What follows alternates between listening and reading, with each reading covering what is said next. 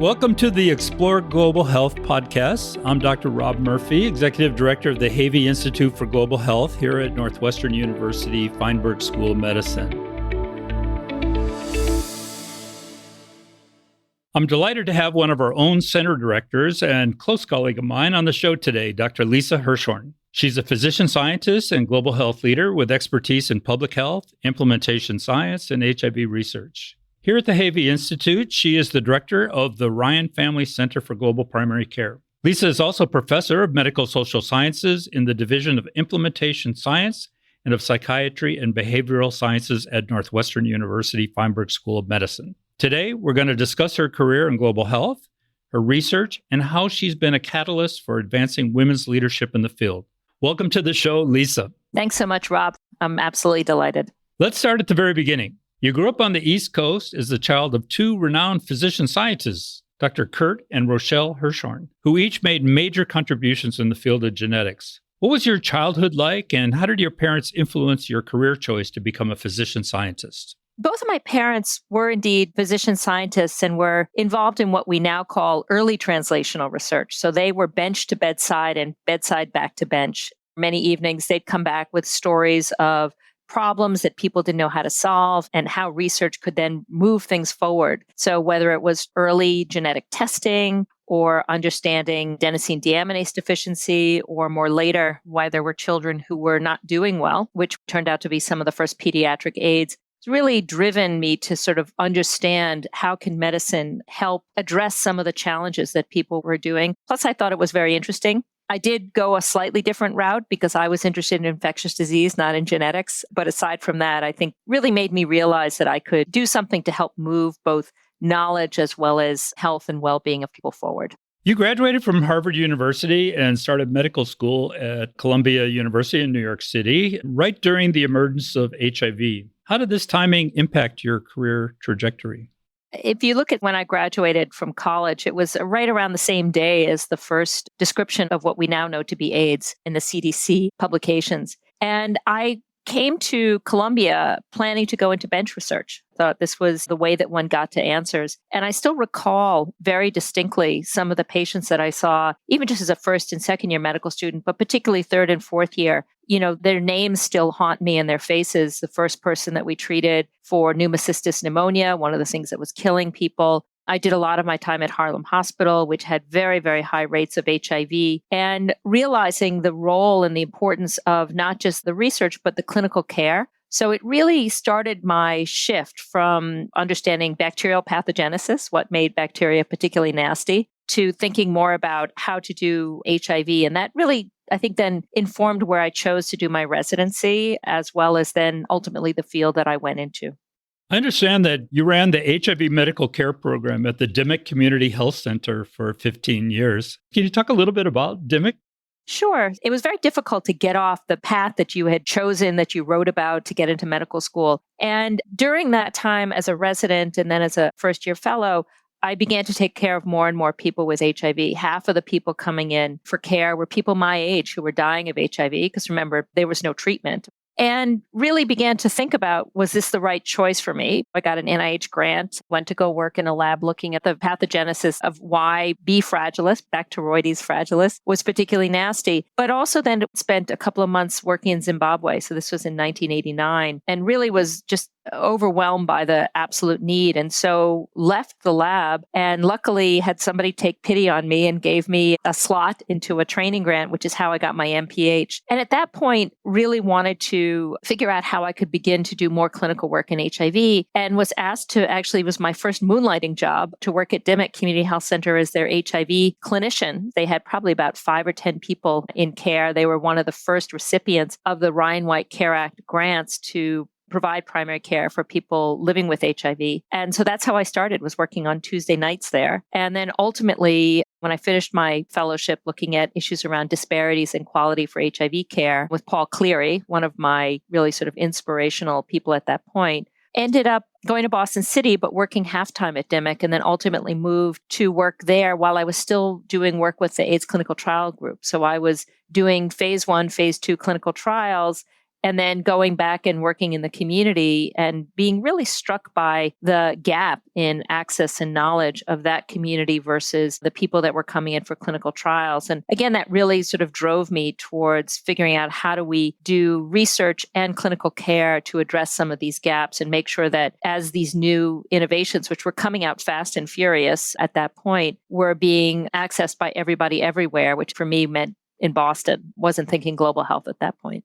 At this time in your career in the 1990s, you were also raising young children with your husband, Bennett Goldberg. He is also now a professor here at Northwestern University in physics and astronomy. Could you tell me how you balanced your work and personal life during this time? I had the privilege of having been raised in a two-career family when that was not actually the standard, by a mother who was one of the first tenured professors at NYU. And it was not easy for her. And remember some of the advice that she gave me about, there's your work, there's your family, and then there's everything else, and sort of choose 2 out of 3. And luckily, I married somebody who shared the vision of how to raise children with working parents. So a couple of things that I think were really critical. So the first was, having a partner that valued what I was doing. Finding good help. That was probably something that I really learned from my mother, because at that point I was doing a lot of clinical work. So this was before 1995 when we finally had some treatment that worked. So I was spending a lot of time in intensive care units, doing home hospice, then was also attending, which at that point meant often you were not home for dinner. So really had to figure out, how do you balance that? When my kids were old enough to understand, to bring them into what I was doing. They would come and visit in the clinic. They got to meet and got to know some of my patients. They went on the AIDS walks. So, having them understand what I was doing and why I wasn't home. So it wasn't easy. But again, if you have the privilege and the luxury of being passionate about your work, it really helps when you leave in the morning, when there's somebody who's clinging to your leg and telling you not to go at that point. The other piece of advice that I got from somebody else was, if you can, live in a community where there's other two-career families. And I was, again, lucky to have chosen a community that had a pretty strong dual career culture. We started an after-school program. I was on the board of directors for that. And each of us had about 10 different people who were allowed to pick up our kids, so that as you were racing home at 6:00 at night, because you had to go and make a side trip to the hospital, there was somebody else who was raising your children. So it really was a community that got together to raise our kids. You've said during that time that mentors were hard to come by. I'm quoting some past things that you've written, particularly for women leading teams. You noted back then that women dressed in a more masculine fashion so as to signal their role. How did that experience shape you as a mentor and leader today? No, I think it's a really important point. There were certain things that you weren't supposed to talk about. Like, you weren't supposed to talk about that it was hard to raise your kids. You weren't supposed to say, it's 5:00, I need to go because I have to go pick my kids up from daycare. That was really very much frowned upon. And similarly, there would be 2 male medical students and a male fellow, and instantly everybody turned to them. And so you learn to sort of dress in a particular way which showed authority. So a little bit more formal than you would expect. I didn't wear a tie, but I wore scarves all the time, to the point where my patients used to give me scarves for all the holidays. So I had, button-down shirt with a scarf instead of a tie, always wearing pants or longer skirts, and trying to sort of dress with some authority. It was difficult. Debbie Cotton was, I think, the first female mentor that I had. She was a junior attending when I was a fellow, now went on then to a strong career in HIV. But I think there was a lot of peer mentoring. So I was lucky to be with a group including people like Judy Currier, also went into HIV, Carolyn Block, who went into oncology, who were residents and fellows with me. And so we shared how to move things forward, how to address harassment and other things like that. So I try to share this with the people that I mentor now, particularly if they are thinking about having kids or raising kids. How do you make that type of balance? How do you find your voice and be counted, be heard, and have had some really fun experiences with people, texting in the background about amplifying other people's voices. So I think it really is creating a community, looking for mentors where you can, and looking to your peers who can often provide really important insights. Later on, I had the honor of having a couple of other mentors who actually both of them were men, but were very, I think, able to recognize where people needed help. So one of them was Paul Farmer, now sadly left us almost exactly 2 years ago, who I worked with for a number of years and really was a great person to push one to sort of think outside the box and to be bold. And the other person, Atul Gawande, who I worked for and with for 4 years, who remains now as a mentor for me in terms of getting me to think a little bit outside my comfort zone, to be bolder, to take risks in what I do, academically, as well as helping to continue to move forward.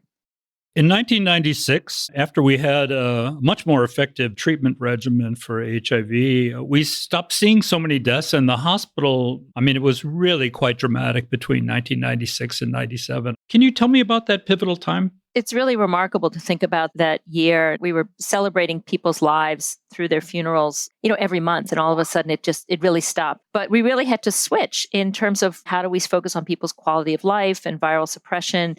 And then went to the AIDS conference in Durban, which was the first time that the International HIV Conference was held in a country in Africa, and was really very starkly reminded of where we had come from. Jerry Friedland, another person who worked at Dimmock Community Health Center, sort of had each of us get up and say, okay, what are you going to do in the next year? You've been able to work to achieve this success in the US, and now we have this just unbelievable gap in terms of access. And so I was asked by an activist in Boston if I would be willing to go to Malawi to help them write their guidelines. And I said, well, what do I know about that? I only work at Dimmock. He says, yeah, well, you work at Roxbury, resource limited setting. You worked in Zimbabwe for a couple of months. So why don't you come and do what you can do? And so I went there and helped them write sort of very simple ways of doing this and did some training, came back, and somebody said, well, we're doing some work in Zimbabwe. Would you help? And I said, well, what do I know about Zimbabwe? And they said, oh, you've worked in Malawi. And I thought, this is the, in the land of the blind, the one-eyed person. And finally, between PEPFAR and Global Fund, there was the ability to get this really life-saving care out to many more people. And so that's how I ended up in global health through probably the world's most vertical program through HIV. After your time at Dimmock Community Health Center, you became the Director of Implementation and Improvement Science Platform at Ariadne Labs and Associate Professor of Medicine at Harvard Medical School in the Department of Global Health and Social Medicine, where you still serve as a senior advisor. Can you tell me about that move from directing a program at a nonprofit health center to what was a first of its kind innovation center and how your career transformed during that time? It was definitely a leap and a little bit of a leap of faith. So around 2006 or so, went to go work with Partners in Health and worked in Rwanda, Malawi, a little bit in Lesotho and in Haiti to really begin to dive deeper into how do we improve quality. And that's how I got into implementation research originally. And was still trying to figure out how do we accelerate change, and went to go talk to Atul Gawande because I'd read the checklist manifesto and was inspired by this ability of simplifying improvement. And he asked me to come work for him and really start this new platform. And the idea was, how do we take these emerging methods of implementation and improvement science and apply them across multiple different areas, whether it was improving childbirth with the Better Birth Project, improving end-of-life care through the Serious Illness Project, improving surgery, and really gave me the ability to dive deeper into how do we take these methods, how do we teach them and move forward. So I gave up clinical medicine. It's something that I still miss. I still think it was, aside from being a parent, probably the most rewarding thing that I've done in my life, but felt like at that point it was time for me to really focus on how do I help other people do their job better, improve better, and then building capacity in the countries where we were working to have other people take these methods and apply them, whether it was in research or in practice. You've been a leader in improvement science and implementation science in global health. Can you tell me about this interest, and was there a particular experience that drew you into this work? It was probably a couple of experiences, one of which is like how to go fast, but how to go fast with quality and equity, which I think is the challenge. And I remember one country I was working in where the Minister of Health sort of said, quality is important, but if it slows us down, I don't know if we can afford it. Moving forward with people like Margaret Kruk and the Lancet Commission and other people made us realize that we have to go fast and good at the same time. And so really trying to figure out how do we learn from people that are doing well, positive outliers, and how do we take that information and have people understand where the change is needed, whether it's at the national level for policy, the systems level, be it supply chain or staffing, and at the individual level, whether it's competency or motivation, to be able to make those changes. And how do we balance this need for local change with also this need to produce more generalizable and what I call actionable knowledge? And so I think that's where my real interest was from that, and trying to think about how do we not just have one clinic do well, but have that one clinic do well and improve? And how do we better test the interventions? I mean, one thing that a tool has always taught me is that all the innovations that have been developed in the last century, how do we get them, everywhere to everyone? And so became much more interested in innovation of delivery rather than the development of innovations. I think, transitioned to this idea about that the innovation we need now is in delivery, and how do we make sure that it gets to people, and how do we learn from it more quickly and more efficiently to be able to spread that. Let's move on to your arrival here at Northwestern University in 2016. What brought you here to Chicago from the East Coast, and what were your goals when you arrived? I grew up in New York City. We lived in Boston for 30 years. I was a dyed-in-the-wool Northeasterner. And my husband actually had been in physics, was very successful doing research, but was really inspired to figure out how do we actually teach better. So really had made a transition from physics into innovation and teaching and learning, and was offered a position as the director of the Searle Center here. And so was interested whether I was willing to move, leaving Ariadne Labs, working with a tool. And so we came to sort of poke around and see what it would be like, and was really convinced that it was a place that could really continue to expand and grow in implementation research, creating new collaborations. And so I think that was my hope, was to see what would happen if I moved into a new place. A little scary. I'd been at Harvard for, 30 years, but what would it be like to move to a new environment, new collaboration, new city? And delighted that I came. Well, we're certainly very happy that you arrived. Your team is now working on a series of projects in Africa, also Central America, and some other low-income areas across the globe. These projects don't solely focus on one theme, but rather tackle everything from eye health, hypertension, malnutrition. Can you tell us about what you're learning from such a vast range of global health issues? First of all, thank you for giving me a home, along with the Department of Medical Social Sciences and Bob Havey. Shout out to him and the Ryan family for funding the center. I had always done primary care and HIV, but not more broadly primary care. And one of the sort of great opportunities I had back when I was still at Ariadne Labs was working with an initiative called the Primary Healthcare Performance Initiative, PHCPI, which was really one of the first big initiatives to sort of say, look, we have to stop looking at just vertical program. So instead of somebody is a person with HIV, it's a person who happens to have HIV and hypertension and other things as well. And so I think that's where it shifted my vision to how do we, put the person in the center and then look across the lifespan. And it's been really fun for me because it allows me to learn from other people about content areas that I know very little about. Couple of examples is I've recently begun working with the Nest 360, which is a big initiative that you've been involved in to improve neonatal mortality in 5 countries now in Africa, which crosses from biomedical engineering to quality to neonatal health. So the other extreme, have had the pleasure to work with the professor at University of Birmingham, Justine Davies, on healthy aging. And so as a result of that, through the Institute and through my center, we've funded some work in Lagos to develop interventions to improve aging in primary care in that country. And then more recently through the Institute with one of the Global Innovation Challenges to understand what are the challenges in Rwanda, a country that I've worked in for many years, who have succeeded in dropping under 5 mortality and reducing HIV, but now are faced with the challenge that everybody, including here in the US, which is an aging population, and understanding what are their needs and how do we move that moving forward.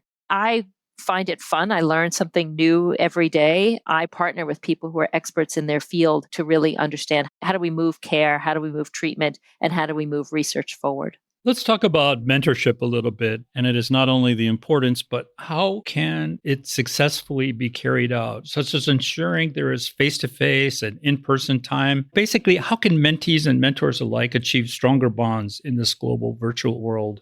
It's a really important question that you ask, and something that I spend a lot of time thinking about. And I think it's evolved, which I'm very glad about, from the concept that a mentee should aspire to become their mentor. It's really a concept of having a mentorship team so that you have multiple people who are providing care to somebody, to listening to what your mentee wants to do, where they want to go, what their priorities are, and then sort of helping to design a mentorship approach that goes not just in their research, but also things like interpersonal skills and how do they do work-life balance and how do they prioritize what they need to do to move forward, to sponsor them. So, if I get asked to do something, how do I bring somebody along with me? And then I've learned an enormous amount from colleagues in other countries because, the Institute has had tremendous success in the D43s, the Fogarty-funded research capacity building. And that's a really great opportunity to learn how to mentor people from very different backgrounds, very different settings, and also to train people in mentorship. So we've been working with the faculty there to develop better mentorship training programs. Actually, it's probably the first time ever that Bennett, my husband, and I have been able to collaborate together, which has been a lot of fun,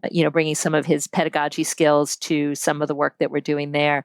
But I think it is a really important thing. It's, as Paul Farmer used to say, sadly being true now, it was his retirement plan, was how you actually do that type of training and mentoring to create the next generation. You've also discussed the need for extending compassion to those with whom you work. That's a need often ignored in traditional settings. What is it about your research and your experience that has made you identify compassion as an important trait for mentors to have in your mission?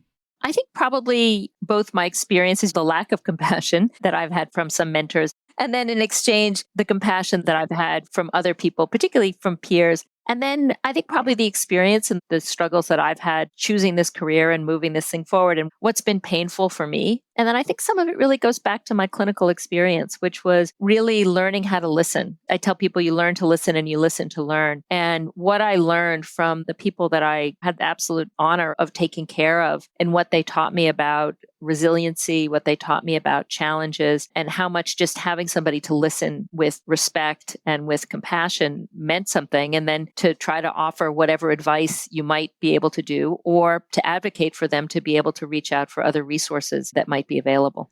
Final question, Lisa, and I ask this to every one of my guests. What advice do you have for young people who are just now embarking on a career and interested in global health? The field of global health is evolving. I would say go into this as a partnership. Learn to listen and listen to learn. Don't go in thinking you have the answer, but go in there and try to understand what are the questions people think are important, and then what is the role that you can do to help to move things forward. How do you think about learning as a bidirectional approach? You're not there just to teach or to give, but to really share and to learn. How do you make sure that what you do is something that is sustainable, not just a sort of 2-week project that then goes away as soon as you leave, but how do you fit into an ongoing process and environment? And that it's okay to start small and start slow to really be able to learn. You should be passionate about it. It's not easy to leave family, to leave friends, to go to new places. And that not all people who contribute to global health are people who go overseas, but that there's other people who are equally important. I'm going to make one further pitch, which is for primary care. So for people who are going into medical school or just finishing, we desperately need stronger and better primary care here. I think there's an enormous amount that we can learn from the countries that we are partnering with. And so would also encourage people to be open to experiences to learn, not necessarily to go over and work in other countries, but to bring back those models of care, the approaches, whether it's using community health workers or task sharing or some of the other things that we're learning from other countries. But to think about that as you go over is what can we bring back and how can that inspire people to meet the really growing gap that we have here in the US for primary care. More great advice from Lisa Hirschhorn. Lisa, thank you so much for joining us today. We really appreciate you being here. Thanks, Rob, so much for the opportunity. It's always great to talk with you.